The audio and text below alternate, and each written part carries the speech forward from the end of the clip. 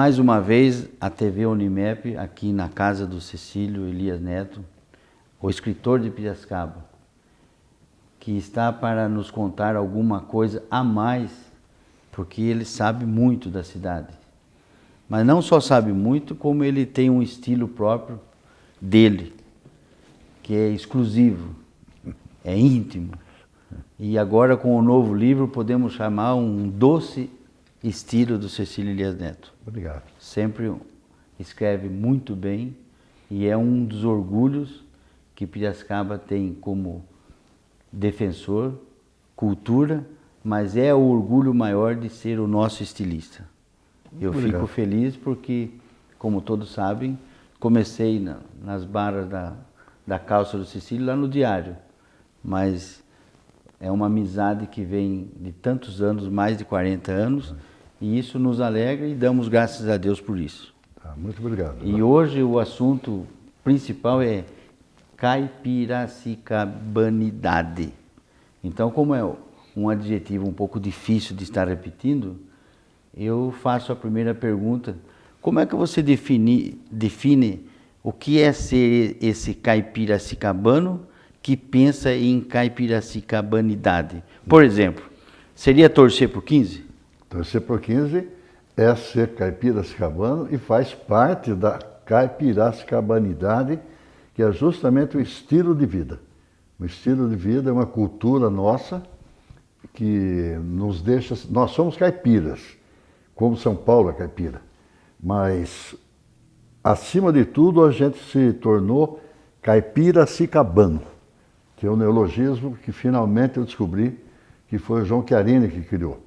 Sim, ele tem uma atitude como se fosse lá no Vale do Paraíba, o Jeca Tatu, que foi criado por Monteiro Lobato. Não, eu acho que é o contrário. Ao contrário. Ao contrário. O Jeca Tatu, inclusive no meu entender, e de outros também, ele foi o responsável por essa visão, essa imagem negativa que existe do caipira.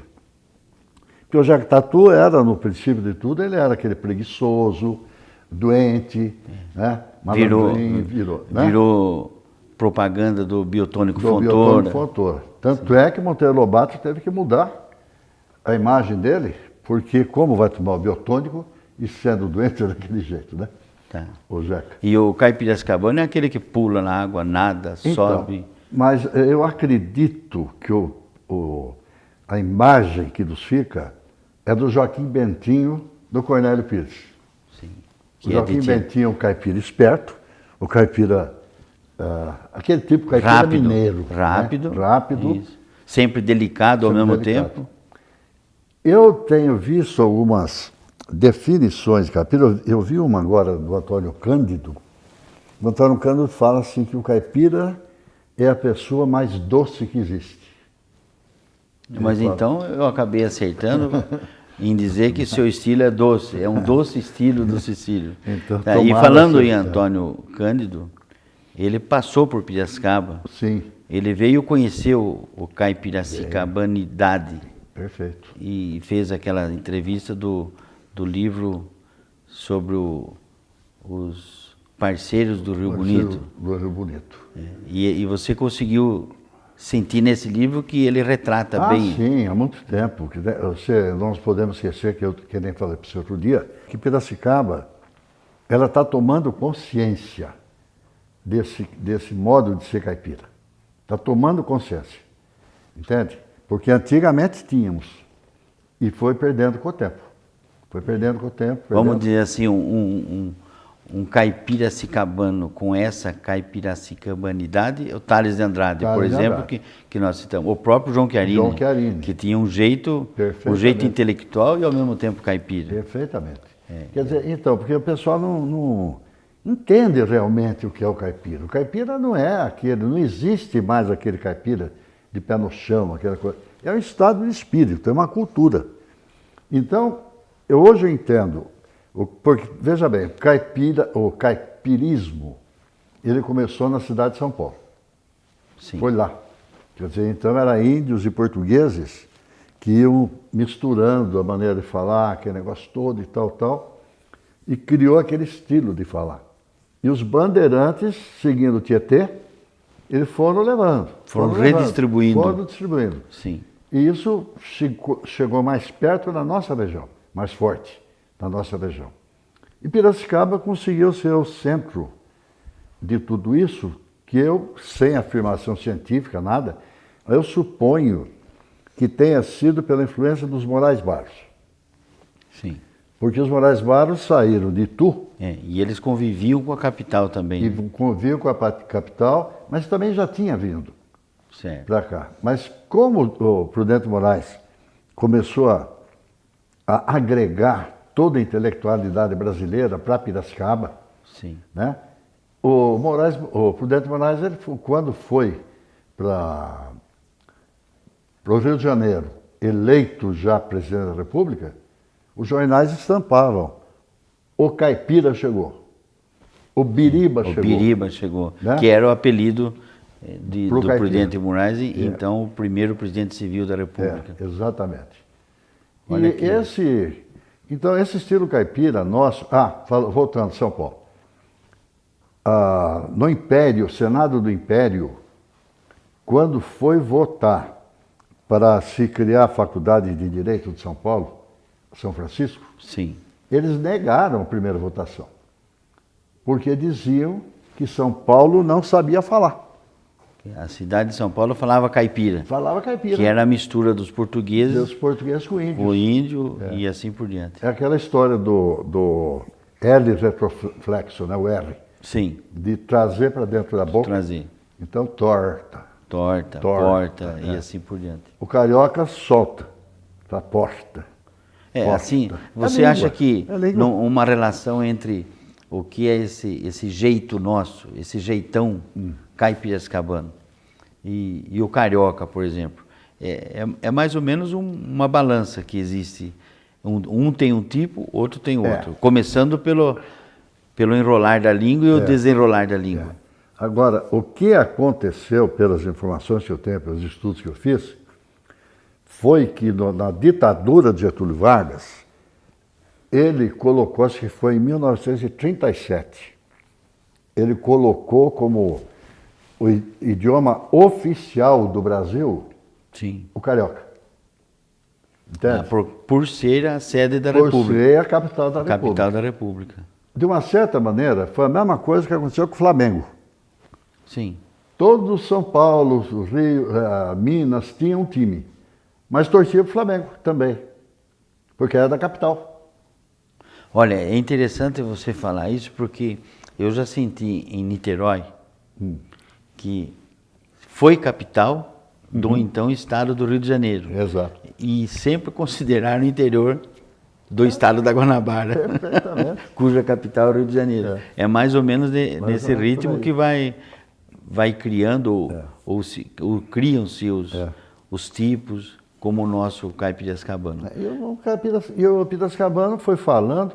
Agora, o que me espanta é o seguinte: a cultura piracicabana é fantástica. Nós sempre fomos exemplares, modelares, pioneiros e passamos a ter acabrunhamento, não digo vergonha, sim, né? Ou timidez. Sim, timidez. De ser chamado de caipiras. Eu descobri uma coisa que eu vou antecipar para vocês, né? E vai sair no próximo livro, não nesse agora de agosto. A caipirinha, famosa caipirinha, que ocupa hoje o mundo inteiro. É hoje a bebida brasileira que está no mundo inteiro. Eles vêm para o Brasil, ela foi criada em Piracicaba. Olha só. E eu tenho o documento sobre isso. Que a Associação Brasileira de Cachaça, ela documenta que foi em Piracicaba em 1917, na gripe espanhola. Olha só. Começou a servir como medicamento. Então eles punham o limão, o mel e a pinga. Quando acabou o mel, não tinha tanto mel em quantidade, eles começaram a pôr açúcar. Então eles bebiam açúcar, pinga, limão. O que é a caipirinha? É a caipirinha. Só que o pessoal adorou aquilo, né? Adorou aquilo. E essa caipirinha faz parte hoje dessa caipiracicabanidade, Perfeito. porque onde chega, a pessoa fala, eu quero uma caipirinha de Piracicaba. Falar cachaça de Piracicaba. Caixa de Piracicaba, a pinga de Piracicaba. E a Piracicaba chegou ao cúmulo de fazer caipirinha de vodka. Há restaurantes que fazem, ou daquele saquê, o japonês. De saquê também faz. Eu tenho uma informação que, isso já é público, que a Fazenda Capuava, que tinha aqui produção de álcool, hoje é produtor de pinga e vende nos Estados Unidos. Tá vendo? E vende a caipirinha pronta. Pronta? Em garrafas de louça, uma coisa muito bem arrumada. Quer dizer, todos conhecem uma caipirinha de Piracicaba. Só que eles não sabem que, infelizmente, não sabem que a origem foi aqui em Piracicaba. Isso que eu fico bravo. Entende? Então você imagina, o sanduíche Bauru, sim, ele começou a adquirir esse nome porque um estudante, ele era de Bauru. Então tinha apelido de Bauru. Sim. E um dia ele pediu, lá no Ponto Chique, ele pediu, faz o sanduíche assim, assim, assado. Para mim, que ia rosbife, todo. O cara fez, todo mundo gostou. E começaram a chegar lá e falar, dá um do Bauru para mim, dá um do Bauru. E ficou Bauru. E assim ficou caminhando. Caramba, se a caipira é nossa, vamos assumir que é nossa. É uma coisa de chique hoje, não é? E como é chique. Um outro caso que nós podemos lembrar muito bem é esse lado caipiracicabano que toma conta da Exalc. O pessoal chega de fora. A minha mãe teve pensão por muito tempo e os estudantes vinham e eram tratados como filhos dela. E eles vinham e pegavam o jeito... Eles pegavam o jeito nosso de caipiracicabano ou de caipira, como queira, e criaram um outro estilo de vida e levaram para outros caminhos, que é o caso do ministro Roberto Rodrigues, que até escreveu um livro sobre isso. Escreve sobre o assunto de ser caipiracicabano, né? Inclusive, eu aproveito para dizer como me nasceu, hoje falei para a televisão, como me nasceu a inspiração da província. Sim. Eu estava em Brasília, no gabinete do Mário Andreasa, esperando por uma audiência com ele. E ele não vinha, não aparecia, atrasado. O chefe do gabinete dele, um senhor, para mim eu era um senhor, isso faz 35 anos atrás. E ele começou a se desculpar, falando para todo mundo, né? Desculpa, o ministro está atrasado. Tal. Eu não sei o que eu falei. E eu não tenho tanto sotaque caipiracicabano. Né? Eu não sei o que falei, se falei taque duro, carque a moleira, sei lá. Aguente firme. Aguente firme. Eu acho que falei isso. Aguenta firme. Aguenta firme. Não esquenta, não. Não esquenta. É por aí. Ele virou e falou para mim, Piracicaba. Ele ficou emocionado, né, de eu ter falado. Daí ele explicou, fazia 40 anos que ele tinha saído da Exalc. Olha só. E não tinha mais voltado para cá. Então, mas voltando ao nosso termo caipiracicabanidade, é esse jeito, esse estilo que nós chamamos, adjetivamos como caipiracicabanidade. É esse estilo de vida. De ser reconhecido. Essa cultura nossa. É como se os cristãos no passado eram reconhecidos quando se encontravam. Isso. Tinha um sinal. Até o caso do peixe. Já sabia que era cristão para poder trabalhar escondido. Você veja, rapaz, a coisa mais importante, para definir até uma nação, é a língua, é a linguagem. E Piracicaba tem a linguagem dela. Entende? Onde o carioca vai, você sabe que é carioca. Agora, onde nós, caipiras, vamos, eles sabem que somos pelo menos dessa região. E somos de uma região não pequena, né? Não pequena. Porque quando nós falamos em carioca, ele nem chega a subir a Baixada Fluminense. Nós vamos aí, Botucatu, Pederneiras. Também, veja bem, são 110 anos que nós acolhemos estudantes.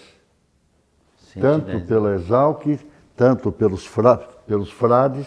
Dom Bosco. Dom Bosco já tem 50 e poucos anos. Né, já é mais novo. Assunção e Piracicabano. E o Colégio Piracicabano. Eles tinham internato. Sim. Quando era muito fora das capitais, era raro ter internato. E a pessoa chegava aqui... Levava as moças. Já levava as moças. Normalmente eram os que vinham e acabavam casando. E depois até inverteu também.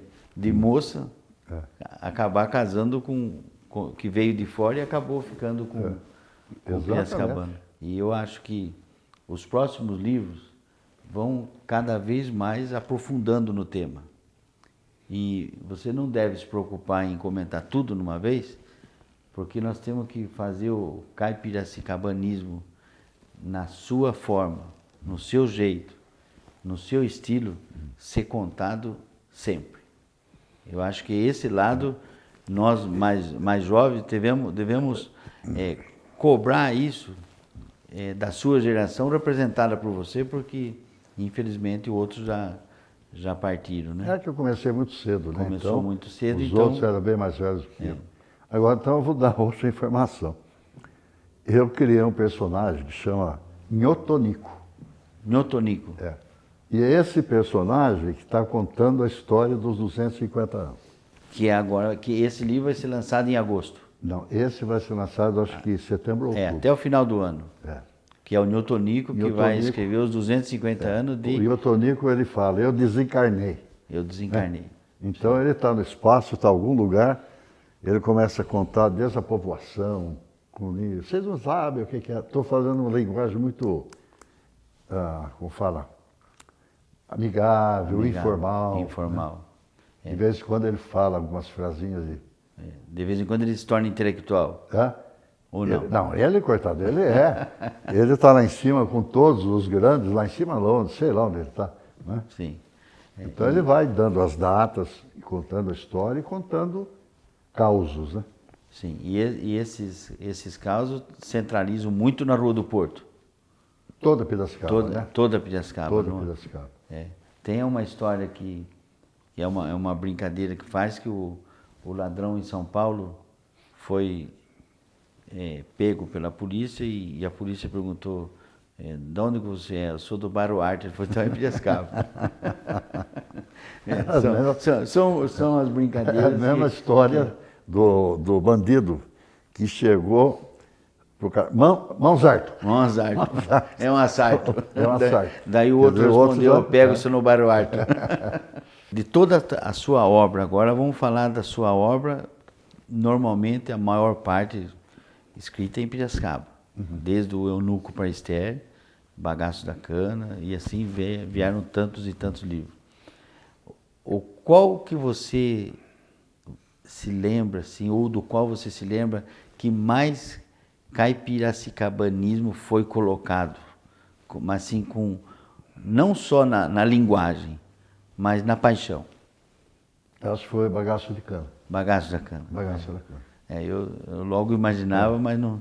Tá aí. Que ele foi uma explosão que deu em mim, Sim. Logo depois do golpe militar. E eu me recordo como se fosse hoje. Estávamos eu e a Mariana. Sim. Quando isso foi em finalzinho de 64. Eu já tinha escrito, ia publicar o Eunuco. Eunuco para Esther, isso. E eu me lembro que quando caçaram o Juscelino, eu tinha muita fé no Juscelino, confiava muito, eu era moço, né? Sim. E na hora que apareceu Tico-Tico, lembra? Na televisão, Tico-Tico? Eu conheço pela história, não sou desse tempo, mas... O Tico-Tico apareceu na TV e fez assim, Juscelino, que foi caçado, que foi decapitado, né, pelo governo. Sim. Aquilo me deu, eu estourei minha televisão, não tinha dinheiro para comprar outra. Eu peguei instintivamente um cinzeiro e joguei na televisão. A Mariana levou aquele susto. Depois de uns 15, 20 minutos, eu estava tão indignado que eu sentei e comecei a escrever o Bagaço de Cana. Nasceu daquela indignação, daquela revolta de ver aquela crueldade ele mostra que estava vendo, né? que seria bom até você, para a juventude, para o nosso futuro, contar assim, pelo menos o enredo da história que passou no Monte Alegre. Eu fiz uma base assim, os canaviais. Aquele tempo são aquelas pessoas menosprezadas daquela época. Era o cortador de cana. Que ganhavam, mas eram escravos. Eram escravos. Sim. Mas às vezes nem ganhavam. Porque depois do ficava devendo no supermercado. Ficava devendo no supermercado. No armazém, né? Aquele tempo era armazém. Na venda. Porque no tempo do Pedro Morgante, o patriarca, sim, ele era espetacular. Ele tinha casinhas, tinha tudo pronto. Eu tenho fotos aí que eles vão à missa de terno e gravata. Entende? Trabalhadores. Eles conviviam espiritualmente com o patrão. Conviviam. Agora, com o tempo, aquilo foi se transformando. Então, o açúcar, ele sempre traz, em qualquer parte do mundo, ele traz crueldade, ele traz miséria, ele traz pobreza. Riqueza, muitas. Mas o povo mais sofrido, ele sofre mais ainda, né? Ele sofre mais. Então, eu estava já preocupado com aquela coisa. Vou contar a história do que está ocorrendo aqui para mostrar que esse horizonte que azul... seria a síntese do Brasil daquela época. Exatamente. Que era o que o povo estava sofrendo. Eu tentei fazer especialmente pela perda de Juscelino. Porque perdeu politicamente Juscelino, não por causa de morte, que foi bem depois. Grandes. Não, 2 ou 3 políticos daquela época, ele correspondia a um congresso inteiro nosso. Sim. Pela capacidade, pelo amor cívico. E Juscelino era senador pelo Goiás na época. Senador pelo Goiás. Quando ele foi cassado. E Piracicaba... E ia ser candidato em 65. E Piracicaba tinha políticos, vamos dizer assim, do nível, guardadas as proporções do Juscelino, como o Salgô, que era o próprio Luciano. O próprio Luciano. E eram Cássio Padovani. Cássio Padovani. E que eram caipiracicabanos de verdade. De verdade, jeitão mesmo. Aquele que riscava onde a obra ia passar com o pé, né? Com o pé. Que é o jeito do piracicabano. Hoje um exemplo, eu não sei se você concorda, mas um exemplo tranquilo disso é o ex-deputado Jairo Ribeiro de Matos. Que tudo que ele imagina, ele já vai, faz e fala e repete a coisa. Ele não se preocupa em procurar. O jeito. O Jairo pode simbolizar bem esse caipiracicabano. Esse dinamismo. Essa vontade. Esse pioneirismo, né? Piracicaba, ela se destaca, bem entender, também pelo pioneirismo. Sim, eu acho que... Você vê, por exemplo, as oficinas Crembo, a primeira indústria do estado de São Paulo. Isso é registrado pelo Diário de São Paulo. Que funcionava regularmente como indústria. Em Piracicaba teve Engelberg, que era o alemão, que ele fez exposição dos produtos dele, de Piracicaba, na Grande Feira de Paris de 1900. Coisa de 117 anos passados. Então, um Luiz de Queiroz, gente. Um Luiz de Queiroz. O povo não sabe quem é Luiz de Queiroz, devia entrar na agronomia de joelho. Deveria entrar de joelho, exatamente. Eu estive acompanhando o noticiário da Exalc hoje, é a única, pelo que eu estou sabendo, única escola que criou uma disciplina chamada Logística da Produção. Veja bem, ela não podia admitir que ensinasse a plantar, a colher, a armazenar, mas não saber como transportar. Quer dizer, olha como é que... E foi fruto de pesquisa do pessoal da Exalc, que é respeitabilíssima. Porque a Luiz de Queiroz era a 5ª escola de agronomia do mundo. Saiu agora essa publicação. Sim. A 5ª do mundo, aqui em Piracicaba. Realmente um sentido de orgulho que nós ficamos muito contentes. Só que voltando no bagaço da cana, lembra-se como que termina o bagaço da cana, para nós começarmos a imaginar que o caipira de Piracicaba pensa em harmonia, lembra-se? Vagamente eu lembro, porque, puxa vida, aquilo foi... faz tempo. 40 anos, né? Sim. 40 anos. Exatamente. E eu me lembro, acho que o bispo fez, o personagem bispo fez um sermão. O Sermão da Montanha. Da montanha, não foi isso? Isso, exatamente. Então, bom, você sabe, ele foi o revisor do livro. Não, eu digo pelo sentido, por causa da história, porque é na literatura, muitas vezes que não tenha sequer uma data, mas comentando os usos e costumes, é que nós vamos entendendo. Claro, era o que o Brasil precisava, né? Exatamente. E talvez até o que o Brasil precisa hoje, de harmonia, né? De bem-aventurança. Mas é que não tem mais comando, né? Não tem mais líder. Então não infelizmente, não aquele tempo era um outro estilo, né? Agora, você falando dos livros que eu escrevi, eu me permito dizer o que mais carinho eu tenho. Sim. O livro que eu tenho mais carinho, que sou mais eu, foi o Miserere e Meio Amor. Isso, esse aí é o principal para você. Sempre o escritor escolhe uma obra. Vamos falar, o filho preferido. Tá. Se você, no caso aí, já estamos quase encerrando a nossa conversa de hoje, se você, lá no futuro, vamos chamar aí na posteridade, se você for lembrado por esse livro, você vai se sentir feliz? Eu acho que jamais vou ser lembrado por esse livro. Eu vou ser lembrado pelas brigas políticas. Pelo missionário caipiracicabano, pelas brigas políticas. Aliás, nem por isso, acho, viu? Nem por isso. As novas gerações não... Já esquece, né? Nem sabem do que aconteceu, né? Mas o dicionário continua. Sempre, hoje ainda vieram buscar. Em vários pedidos de fora. O Brasil inteiro compra e pede, né?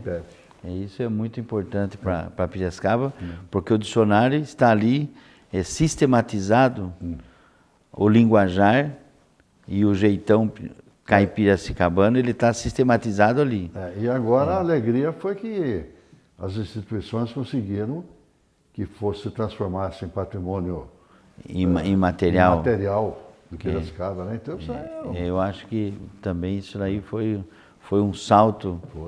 Um salto de qualidade no reconhecimento que Piracicaba dá. Eu já estou percebendo alguns estabelecimentos, alguns lugares, já tendo o linguajar caipira.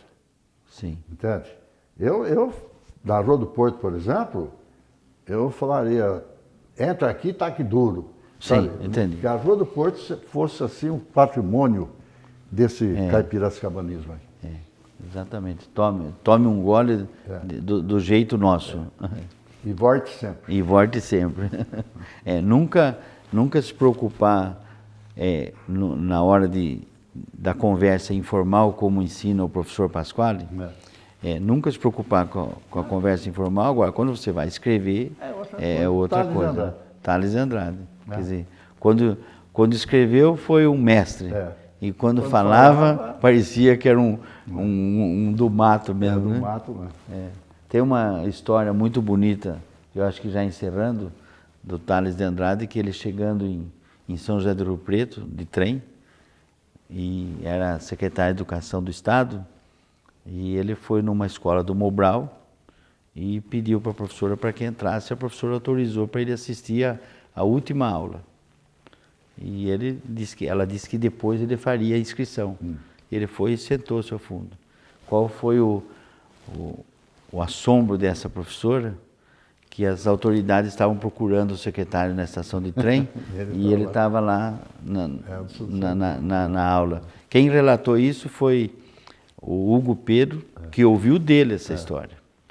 Então você vê que essa caipiracicabanidade, ligando o nome de Tales de Andrade, de João Chiarini, e hoje ligando com o Cecílio nos livros, nesse doce estilo do nosso caipiracicabano, é bom lembrar que caipiracicabanidade tem tudo a ver com humildade. É o jeito do piracicabano, calmo, tranquilo, sempre procurando essa harmonia, essa paz que com a qual você encerrou o romance Bagaço da Cana, que são as bem-aventuranças do Evangelho. Eu acredito que estamos quase encerrando, agradecendo à TV Unimep, por essa atenção e voltaremos numa próxima programação e vamos aguardar definir qual vai ser o próximo tema e qual vai ser a nossa próxima tacada de duro que nós vamos dar. Vamos tacar duro.